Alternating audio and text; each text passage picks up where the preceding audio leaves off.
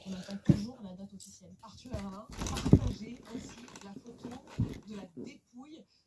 C'est vraiment la manière de faire du Vatican, mais aussi du pape François, qui a d'ailleurs choisi jusqu'au moindre détail de ce cercueil. Hein. Oui, tout à fait. Là, ce qui frappe immédiatement, c'est que c'est très sobre. C'est un catafalque dépourvu de fleurs, dépourvu de tissus, comme on pouvait le voir chez ses prédécesseurs. Le corps est dans le cercueil, il n'est pas exposé, donc on le voit assez peu. C'est très discret, c'est à son image.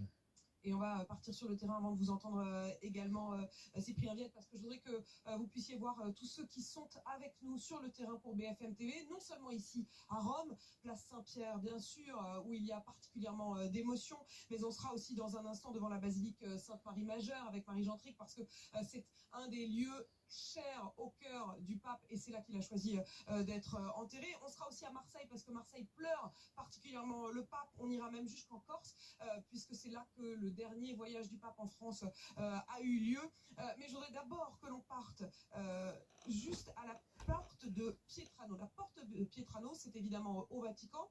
Et c'est là que vous vous trouvez, Pierre Bardin, parce que au moment où l'on se parle, il est 9h03, depuis 3 minutes, donc, les cardinaux qui ont tous convergé et qui convergent en ce moment vers Rome se réunissent.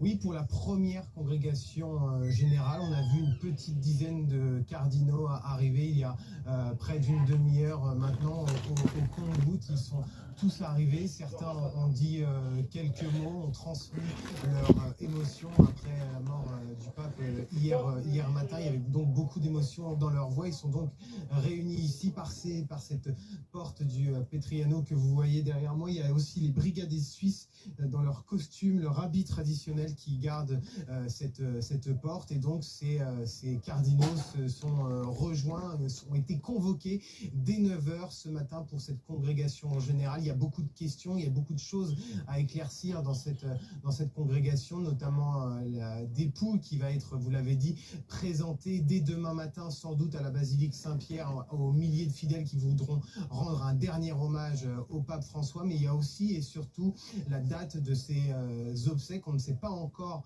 quand ça aura lieu. Selon les règles du Saint-Siège, ça doit avoir lieu théoriquement en fin de semaine, vendredi ou samedi, mais ça peut aussi avoir lieu lundi, donc en début de semaine prochaine. Il y aura une date, il devrait y avoir une date qui sera communiquée à l'issue de cette congrégation générale par le Vatican.